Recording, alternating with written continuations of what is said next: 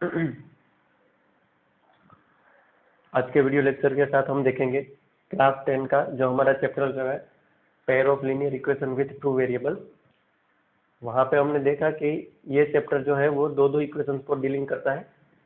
यहाँ पे हम जितने भी क्वेश्चंस डिस्कस करेंगे वे सारे क्वेश्चंस के अंदर हमें पहले तो लीनियर इक्वेशंस दिए जाएंगे जिसमें दो वेरिएबल होंगे और जिसमें एक नहीं पर दो इक्वेशन होंगे, तो इसीलिए इसको कहते हैं pair of linear equation with two variable. जब बात आ रही है दो वेरिएबल वाले दो लीनियर इक्वेशन की, तो इसमें एक्चुअली हमें काम क्या करना होगा, हमें उसका सॉल्यूशन फाइंड करना होगा। यानी पूरा चैप्टर उसके सॉल्यूशंस के बेस पर है। कोई भी दो लीनियर इक्वेशंस को जब आप ग्राफ में ड्रॉ करते हैं तो वो स्ट्रेट लाइन बनाता है। ये सारी बातें हमने पिछले वीडियो लेक्चर्स में डिस्कस की है। वो ग्राफ में जब स्ट्रेट लाइन बनाते हैं तो वहाँ पे 3 केस जनरेट होते हैं।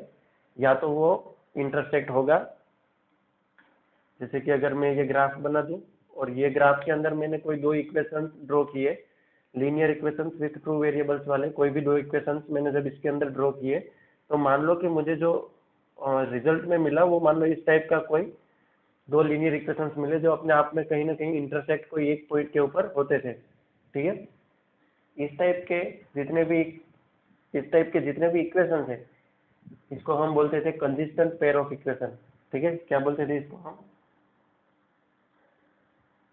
कंसिस्टेंट पेयर बोलते थे इसको कि भाई ये तो कंसिस्टेंट पेयर वाले इक्वेशन है। अगर मान लो कि कोई दो इक्वेशंस है, उसको ग्राफ में ड्रॉ करने के बाद हमें ये पता चला कि दोनों जो उसकी स्ट्रेट लाइन होती है वो आपस में इंटरसेक्ट नहीं करती, बस ऐसे पैरेलल चल के निकल जाती है।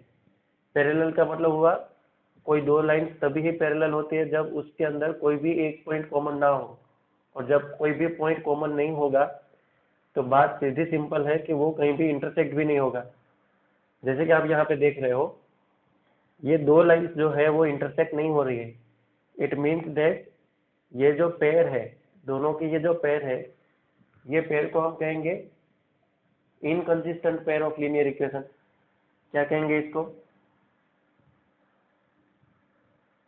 इनकंसिस्टेंट बोलेंगे इसको। ठीक है बच्चों, ये जो है वो इनकंसिस्टेंट है।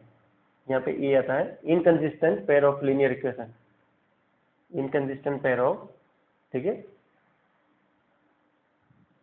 Linear equation. इसका मतलब ये हुआ कि अगर इंटरसेक्ट हुआ तो कंसिस्टेंट पेयर, अगर पैरेलल निकल गया, इंटरसेक्ट ही नहीं होता, तो इनकंसिस्टेंट पेयर। और तीसरा केस हमने देखा था कि कई बार हमारे क्वेश्चंस में बीच बीच में ऐसी कंडीशंस क्रिएट होगी कि जिसमें इक्वेशन हमारे पास दोनों होंगे, कोई भी दो linear equation with two variable वाले होंगे। और जिस दिन हम उसको ग्राफ में प्लॉट करेंगे, ग्राफ में जब हम ड्रॉ करेंगे, तो हमें ये पता चलेगा कि कोई भी इक्वेशन है उसके ऊपर ही एक दूसरी इक्वेशन ओवरलैप होती है। ठीक है, जैसे कि ये एक मार्कर है, इसके ऊपर मैं एक सेकेंड मार्कर ऐसे अरेंज कर दूं तो आप लोगों को तो ऊपर से एक ही मार्कर दिखने को मिलेगी। वैसे देखा जाए तो अपने आप में ये दो मार्कर है। तो कहा जाता है कि जब दो लीनियर इक्वेशन आप ग्राफ में प्लॉट करते हैं और वे उसकी जो स्ट्रेट लाइन है वो एक दूसरे को ओवरलैप करती है, ठीक है, ऐसे केस को हम स्पेशल केस बोलते थे। और ये जो है इसको कहते थे हम dependent pair of linear equation. क्या नाम हमने इसको दिया था कि ये जो है वो डिपेंडेंट है। ठीक है, क्यों डिपेंडेंट है? क्योंकि dependent pair of linear equation. तो बेसिकली हमने 3 टाइप देखे। यहाँ पे जब कंसिस्टेंट पेयर होगा तो उसका एक सॉल्यूशन मिलेगा, यानी जब भी कंसिस्टेंट पेयर लीनियर इक्वेशन होगा तो उसका वन सॉल्यूशन तो होगा ही। ठीक है, क्यों वन सॉल्यूशन होगा? क्योंकि आपको एक्स की और वाई की एक ऐसा पॉइंट मिलेगा, आपको एक्स और वाई का, यहाँ पे एक्स और वाई एक ऐसा पॉइंट आपको मिलेगा जो दोनों स्ट्रेट लाइन को, यानी दोनों equation linear equation with two variable वाले जो है उसको दोनों को जो सेटिस्फाइड करेगा, उस टाइप का आपको एक्स और वाई मिलेगा, जिसको कहते हैं एक्स और y is nothing but it is the solution of both equation. Okay, यहाँ पे देखिए, यहाँ पे तो इंटरसेक्ट ही नहीं हो रहा है, इसका मतलब ये हुआ कि इसके नो सॉल्यूशंस हैं। इस टाइप के जो केस है, इन consistent pair of linear equation type के जो भी केस है, वहां पे होता है नो सॉल्यूशन। ठीक है, इसका सॉल्यूशन ही नहीं होता, इसके वन सॉल्यूशन होंगे, इसके नो सॉल्यूशन। एंड सेकेंड, ये जो टाइप है, ठीक है, जिसको हम डिपेंडेंट केस कहते हैं, तो ये जो डिपेंडेंट टाइप का जो केस है, इस डिपेंडेंट टाइप के केस को हम कह सकते थे कि इनफाइनाइटली मेनी सॉल्यूशन,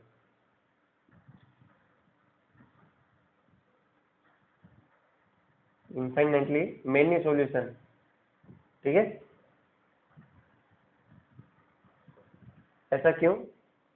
क्योंकि एक दो तीन ऐसे नहीं, बहुत सारे कॉमन पॉइंट है दोनों लाइन के बीच में। देखिए ओवरलैप हो गया है तो फिर यही बात हुई ना कि there are many infinite common point between two straight line, और जितने कॉमन पॉइंट होंगे उतने हमारे सॉल्यूशन होंगे। हमने ये तो सारी बातें अब तक वीडियो लेक्चर में डिस्कस की है, ठीक है। इसके बेस पर एक प्रकार की कंडीशंस भी क्रिएट होती है जिसको हम बोलते थे कंपेयर द रेशियो। उसके जो कोफिशिएंट है, एक्स के कोफिशिएंट है, वाई के कोफिशिएंट है, एक्स के और वाई के कोफिशिएंट्स को देखकर भी हम पता लगा सकते हैं कि ये कंसिस्टेंट पेयर वाले इक्वेशन होंगे, इनकंसिस्टेंट पेयर वाले इक्वेशन होंगे या डिपेंडेंट पेयर वाले इक्वेशन होंगे। इसके सिर्फ हम कोफिशिएंट को देखकर भी पता लगा सकते हैं, अगर उसके रेशियो हमें लेना आ गया तो। इसकी बात जो है मैं इसके बाद के नेक्स्ट वीडियो लेक्चर में करूंगा, जिसके बेस पर कई बार एमसीक्यू पूछे गए हैं, ठीक है। आज हम देखेंगे graphical method of two linear pair equation. दो लीनियर पेयर इक्वेशन है, दो वेरिएबल वाले, उसको सोल्व करने की ग्राफिकल मेथड भी है अवेलेबल। ये कैसे ग्राफिकल मेथड से सोल्व होते हैं चलो देखते हैं। हमारे पास जैसे कि आप देख रहे हो x plus y minus two equal to zero है, यहाँ पे 2x minus y minus one equal to zero है। तो बेसिकली ये मेरे पास दो इक्वेशन है, दोनों इक्वेशन अपने आप में लीनियर पेयर है और दो वेरिएबल वाले हैं, ठीक है। अब यहाँ पे आप देखिए x plus y minus two equal to zero, और एक दूसरा इक्वेशन मुझे दिया है 2x minus y minus one equal to zero, ठीक है। इसको मैं थोड़ी देर के लिए यहाँ से रफ कर देता हूँ। अगर x plus y minus two equal to zero है तो इसको मैं ये लिख सकता हूँ कि this is nothing but x plus y equal to basically 2। और यहाँ पे मैं क्या लिख सकता हूँ देयरफॉर करके कि ये जो है वो और कुछ नहीं, 2x minus y equal to 1 है। अब देखिए जिस दिन आप लोगों को linear pair equation with two variable वाले जो है, ये भी लीनियर इक्वेशन है दो वेरिएबल वाले, ये भी लीनियर इक्वेशन है दो वेरिएबल वाला, जब आपको दोनों के ग्राफ प्लॉट करने होते हैं तो बेसिकली आपको पता है कि ये स्ट्रेट लाइन जनरेट करेंगे। और जबकि ये स्ट्रेट लाइन बनाते हैं तो हमारी नेसेसरी कंडीशन ये होनी चाहिए कि इसके अंदर हमें मिनिमम 2 पॉइंट्स तो हमारे हाथ लगने चाहिए, एक्स के और वाई के, ऐसे दो कोऑर्डिनेट यानी 2 पॉइंट तो मुझे मिलने चाहिए जिसके बेस पर मैं एक लाइन पास कर सकूं, ठीक है। अगर आप 2 से ज़्यादा फाइंड करें then very better, accurate line मिलेगी आपको, पर मिनिमम 2 तो चाहिए ही। मिनिमम 2 का मतलब है 2 या तो 2 से ज़्यादा, 2 से कम नहीं, ठीक है। तो स्टार्ट करता हूँ मैं, यहाँ पे एक टेबल बना देता हूँ अच्छे से।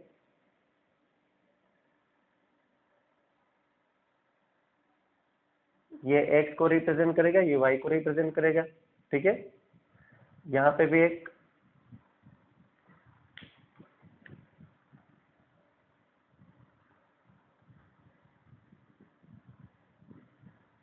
ये x को रिप्रेजेंट करेगा, ये y को रिप्रेजेंट करेगा। अब देखते हैं हम क्या कर सकते हैं यहाँ पे। Can we write down this type of equation in the form of like this one, y equal to 2 minus x. बहुत बच्चे सोचते होंगे कि sir y equal to 2 minus x क्यों लिया। चाहे तो आप तो ऐसे भी लिख सकते थे कि x equal to 2 minus y, आप तो ऐसे भी लिख सकते हैं। देखिए बच्चों, या तो चाहे आप इस वे से चलो या तो इस वे से चलो, आपको जो रिजल्ट मिलेगा वो सेम मिलेगा, ठीक है। लाइन जैसे पास होगी वैसे ही होगी। तो यहाँ पे मैं क्या लिखता हूँ, y equal to 2 minus x, ठीक है। Now x is nothing but independent variable and y is nothing but it is a dependent variable.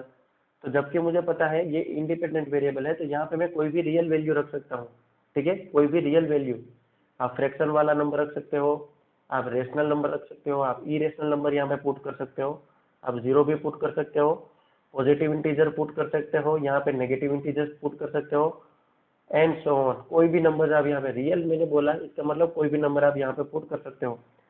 But हम जानबूझकर ऐसे नंबर लेंगे जो हमें ग्राफ बनाने में बहुत बड़ी हेल्प करे, ठीक है। तो मैं क्या करूँगा, 2 माइनस एक्स की जगह पे मैंने ले लिया 0। एक्स की जगह पे जब मैंने 0 लिया, यहाँ पे देखिए एक्स की जगह पे जब मैंने 0 लिया तो सॉल्यूशन तो मैं बाद में करूंगा इस स्टेप का, पहले मैंने लिख लिया कि भाई एक्स की जगह पे मैंने 0 ले लिया। क्या होता है कई बार आपको सॉल्यूशन करने के बाद बच्चे देखते हैं कि मैंने x क्या लिया था और y क्या मिला, फिर यहाँ पे लिखने में गलती कर देते हैं। जिस दिन मैंने x की वैल्यू 0 ले ली, बॉक्स के अंदर लिख लो कि x इक्वल टू 0 है। Now 2 minus 0 is nothing but 2, we know that 2 minus 0 is nothing but 2। Then when we take the x equal to 0, we getting y as a 2. Understood now? Okay, now what about the second point? For finding the second point, we can again apply the next something value as x, and we getting the something new value about y. So let us put again the x equal to something like 2 minus, if I try to put the 1, if I try to put the 1, then when x equal to 1, when x equal to 1, then what happened, look, 2 minus 1 happen, and 2 minus 1 we know that 2 minus 1 equal to 1. Then when we take the x equal to 1, we getting y equal to 1 again. इसका मतलब ये हुआ कि ये जो function है, माफ कर दीजिए फंक्शन मुंह से निकल गया, हालांकि ये एक फंक्शन ही है, ठीक है। फंक्शन की स्टडी आप 11th में करोगे।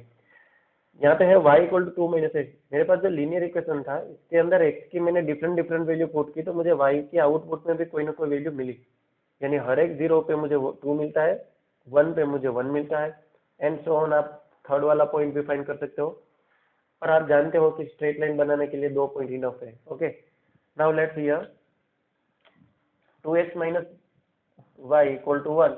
यही बात को मैं इस प्रकार से रिप्रेजेंट कर सकता हूँ कि 2x minus 1 equal to y. हाँ, नेगेटिव वाई को मैंने इस साइड पे भेज दिया तो पॉजिटिव वाई हो गया, और पॉजिटिव 1 था उसको अंदर साइड बुला लिया तो ये नेगेटिव 1 हो गया क्योंकि पॉजिटिव था। आप चाहे तो 2x minus y equal to 1 को आप ऐसे भी लिख सकते थे, 2x equal to 1 plus y, then x equal to nothing but 1 plus y divided by 2। But ये जो इक्वेशन है ये भी चलता है, पर यहाँ पे y की वैल्यू आपको इस प्रकार से लेनी होती कि भाई 2 से वो एग्जैक्टली डिविजिबल हो सके। जैसे कि अगर मैं यहाँ पे 3 टेक करूँ तो y इक्वल टू 3 होता है, तो 3 प्लस 1 4 बनेगा, 4 डिवाइडेड बाई 2 इट्स गिव 2, ठीक है। अब आप यहाँ पे मान लो कोई नंबर ऐसा टेक करो, जैसे कि मैं यहाँ पे 2 टेक करता हूँ, y equal to 2, then 2 plus 1 equal to 3, then 3 divided by 2 it's give 1.5, ठीक है। तो ये एक डेसिमल वाली वैल्यू आ गई। डेसिमल वाली वैल्यू तभी आप ग्राफ के अंदर प्लॉट कर सकते हो जब आपके पास प्रॉपरली ग्राफ पेपर होगा, तो जबकि आपके पास अगर ब्लैंक पेपर होगा तो वहाँ पे इंटीजर सबसे ज़्यादा काम करेंगे। तो ये बात नहीं है, आप चाहे तो इस इक्वेशन के साथ भी चल सकते हो, ठीक है। मैंने तो इस टाइप से लिया। नाउ लुक हियर, y की वैल्यू मुझे कुछ ना कुछ यहाँ पे मिलेगी जब x में बदलाव करूंगा, तो कोई चेंजेस करूंगा तो चलो मैं टेक करता हूँ x की वैल्यू। x जब मैं 0 टेक करता हूँ तो क्या होता है, when x equal to 0 then y equal to what happen, y equal to -1। हाँ, y मुझे -1 मिल रहा है, देखिए अगेन, क्योंकि 2 0 0 minus 1 is give -1। Again for find the second point, let us do the changes in x again. So let us put the 2 1s are 2. It means when I take the x equal to 1, when I take the x equal to 1, then what happens, 2 1s are 2, minus 1 equal to 1, okay, 2 minus 1 equal to 1, basically ये मुझे 1 मिलेगा। तो यहाँ पे देखने को मिल रहा है, दोनों टेबल्स को अगर आप ध्यान से देखें तो यहाँ पे दोनों में एक पॉइंट ऐसा है जो दोनों में दिख रहा है, देखिए 1 1 और 1 1, इसका मतलब 1 1 है वो इसका सॉल्यूशन है। ये तो यहाँ से ही पता चल गया, ग्राफ ड्रॉ करने की जरूरत भी नहीं है, बट हम ग्राफिकल प्रेजेंटेशन देख रहे हैं, ग्राफिकल मेथड देख रहे हैं, तो बाकायदा हम इसको ड्रॉ करेंगे, वो ड्रॉ करने के बाद ही पता चलेगा, ठीक है। कई बार नहीं भी मिलता। अब देखिए यहाँ पे कोई बच्चा ये ना सोच कर चले कि भाई सर आप हर बार 0 और 1 0 1 ही ले रहे हो, x की जगह पे 0 1 आप रखते हो तो आपको कोई ना कोई वैल्यू मिलती है, तो 0 1 से ही स्टार्ट करना होता है क्या, ऐसा नहीं है। आप चाहे तो यहाँ पे 2 रखिए, और यहाँ पे 2, तो 2 पे कोई ना कोई मिलेगा, ठीक है। 2 2 4 4 माइनस 1, यहाँ पे 3 मिलेगा, तो चेंजेस चलता है। x की जगह पे आप कोई भी रियल वैल्यू ले सकते हो, अगेन मैंने बोला ना। ओके, चलो अब ग्राफ बनाते हैं, very scale,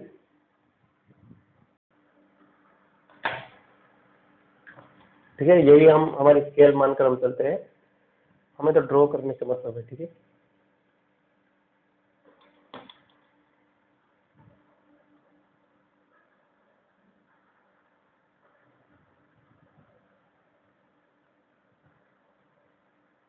this is my x axis, this is y axis, vertical को वाई कहते हैं, ओरिजिन पे होता है, इक्वल इक्वल डिस्टेंस पे हम टेक करेंगे। देखिए एक्स पे हमें ज़्यादा से ज़्यादा कहाँ तक जाना है, 1 तक जाना है, ठीक है। तो हम क्या करेंगे, यहाँ पे 1 2 ईयर -1 ईयर -2। वाई एक्सिस पे हमें मैक्सिमम 2 तक जाना है और नेगेटिव में -1 तक जाना है। तो हम यहाँ पे -1 रखेंगे और -2 रखेंगे। इनफ है मेरे लिए -2, क्योंकि उससे आगे तो मेरे को एक पॉइंट भी नहीं मिला मुझे, तो मैं आगे तो जाऊंगा नहीं। ऊपर देखते हैं, इस साइड पे 1, यहाँ पे 2। Now first of all let us try to draw the x plus y equal to 2 in the graph. Then we must be use the only this type of points for represent the this line in the graph. इस line को यहाँ पे represent करने के लिए मैं इसी point का यूज करूंगा, इस पॉइंट का बिल्कुल यूज नहीं करूंगा। तो ये है 0 2, इसका मतलब x की वैल्यू है 0, ठीक है। x की वैल्यू है 0, y की वैल्यू है 2। जब x 0 होता है तो y मुझे 2 मिलता है। तो ये एक पॉइंट मुझे यहाँ पे मिला, जिसको मैं नाम दूंगा x का 0 y का 2, x का 1 y का 1, x1 y1, ठीक है। x1 यानी यहाँ से मैं से चला, यहाँ से ऊपर चला, तो ये वाला पॉइंट मुझे मिला, जिसको मैं कहूँगा this is nothing but what, this is 1 1, clear. x का भी 1 y का भी 1। ये दोनों पॉइंट को ज्वाइन करने के बाद मुझे एक स्ट्रेट लाइन मिलेगी। पहले मैं इसको ज्वाइन कर लेता हूँ।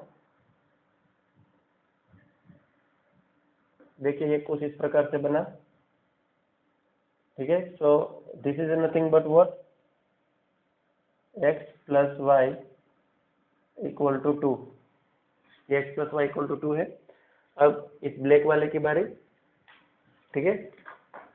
यहाँ पे कहा है x की वैल्यू 0, y की वैल्यू -1, x 0 है, y -1 है। y -1 का मतलब है यहाँ पे ये वाला जो पॉइंट है, ये मैंने इसको कह दिया 0 -1।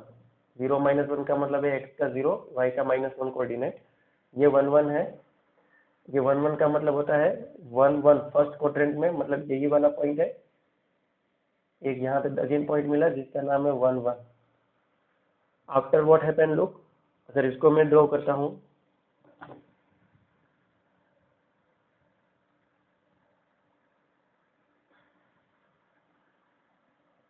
ओके बच्चों, ये जो है वो मेरे लिए है 2x - y इक्वल टू 1।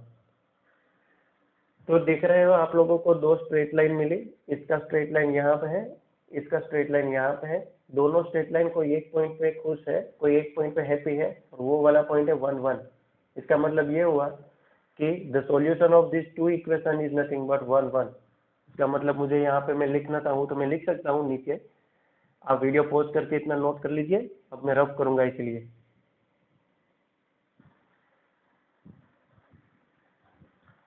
हम यहाँ पे लिख सकते हैं बच्चों, क्या लिखेंगे कि हियर बोथ लाइन आर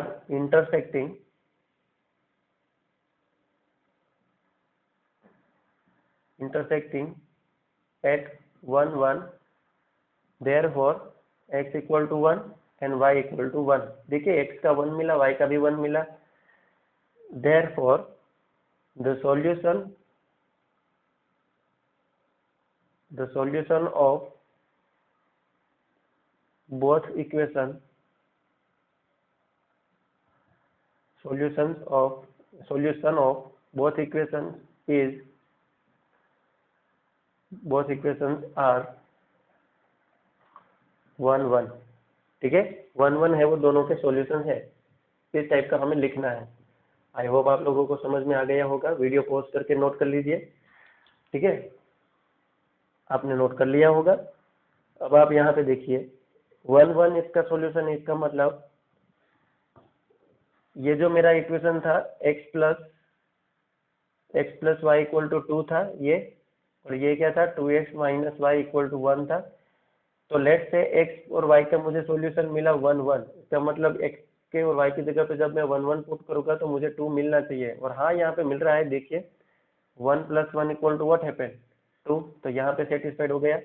जब मैंने x की वैल्यू 1 रखी, y की वैल्यू 1 रखी, तो यहाँ पे x की वैल्यू 1 रखता हूँ तो क्या होता है 1, y की वैल्यू 1, तो 2 1 जा 2 -1, 2 -1 इज नथिंग बट 1। तो यहाँ पे भी left hand side equal to right hand side हो गया। देखिए left hand equal to right hand हो गया। कब हुआ?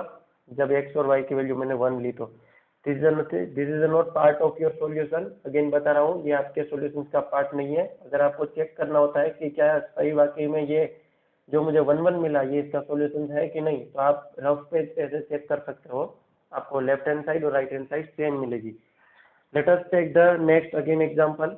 यहाँ पे थोड़ी बातें हम और ज्यादा कर लेते हैं। ये दो लाइंस इंटरसेक्ट हुई, इसका मतलब ये हुआ कि ये कैसी पेयर है? ये consistent pair of linear equation है। क्यों? क्योंकि इसका एक ही सॉल्यूशन मिला 1 1। इसका मतलब ये एक पॉइंट पे इंटरसेक्ट होता है, तो ये consistent pair of linear equation है। यहाँ पे ए कौन मिला? यहाँ पे A1 कौन है? A1 है यहाँ पे 1, A2 1 and A1 then B1, A1 B1 and C1। ये है 1 1 एंड 2। ठीक है बच्चों?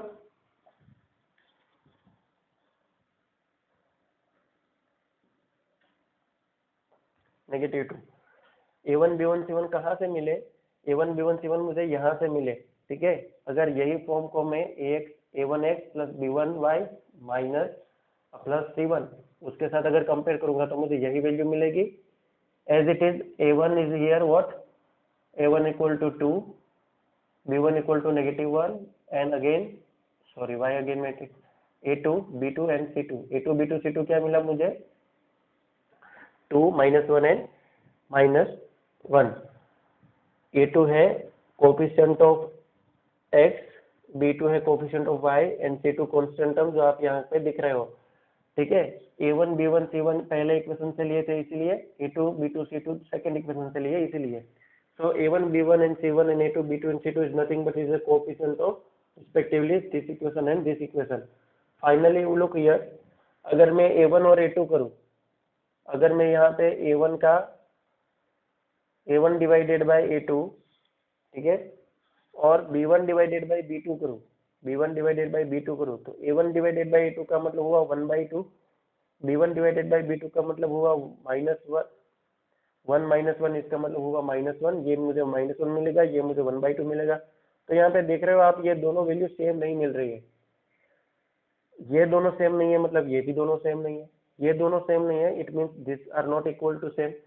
इसका मतलब जब A1 A2 does not equal to B1 B2 होगा, ऐसे केस में हर बार मेरी लाइन क्या होगी? इंटरसेक्ट होगी।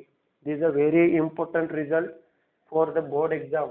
ओके, बोर्ड एग्जाम के लिए ये बहुत इंपॉर्टेंट रिजल्ट रखता है कि भाई जिस दिन मेरा A1 by A2 does not equal to B1 by B2 होगा, उसी टाइम पे मैं कह सकता हूँ कि ये जो मेरा जो लाइन है, मेरा जो गिवन इक्वेशंस है, दोनों लीनियर पेयर इक्वेशंस है, वो इंटरसेक्ट नहीं करेंगे। यानी हर बार मुझे ग्राफ बनाने की जरूरत नहीं है बच्चों। अगर मुझे कहा जाए कि ये दोनों इक्वेशंस कंसिस्टेंट पेयर है या इनकंसिस्टेंट पेयर है या डिपेंडेंट पेयर है, मैं कैसे पता चलाऊं? तो मुझे सिंपल करना है, इसका A1 B1 और C1 फाइंड कर लेना है, यहाँ से उसके A1 B1 C1 को फाइंड कर लेना है। फिर मुझे देखना है कि क्या A1 बाई A2 की रिजल्ट और B1 बाई B2 ये दोनों का रेशियो और ये दोनों का रेशियो क्या सेम मिलता है? अगर दोनों का रेशियो सेम नहीं मिलता, इट मीन्स दैट ये जो है वो क्या होगा? इंटरसेक्ट होगा, डेफिनेटली इंटरसेक्ट होगा एक पॉइंट के ऊपर। अगर मान लो कई बच्चे अब यहाँ से सोचते होंगे कि सर तो फिर अगर ये सेम मिला, तो अगर मैं कहूँ यहाँ पे A1 by A2 B1 by B2 ये दोनों सेम मिले और उसका रिजल्ट C1 बाई C2 से भी मिला, ये दोनों का रेशियो, ये डिवाइडेड बाई इसका रेशियो और ये डिवाइडेड बाई इसका रेशियो मान लो कि सेम मिला, इक्वल मिला। ठीक है, ऐसे केस में हम क्या करेंगे? ऐसे केस में बच्चों हम कह सकते हैं कि ये जो लाइंस है इस टाइप की, वो जो इक्वेशन में आपने इस वैल्यू को ली, ये जिसका भी इक्वेशन है वो इक्वेशन यहाँ पे कैसे होंगे? पैरेलल होंगे, यानी कंसिस्टेंट लाइन होंगी, इनफाइनाइटली मेनी सॉल्यूशन होंगे, मतलब पैरेलल नहीं होगी एक के ऊपर एक। जो हमने वो केस देखा था ना ओवरलैप वाला, इस टाइप का ये केस यहाँ पे जनरेट होगा, यानी ये कंसिस्टेंट मेनी, इसके मेनी सॉल्यूशन होंगे, इसके मेनी सॉल्यूशंस होंगे। ठीक है, चलो एक एग्जांपल देखते हैं इसके बेस पर।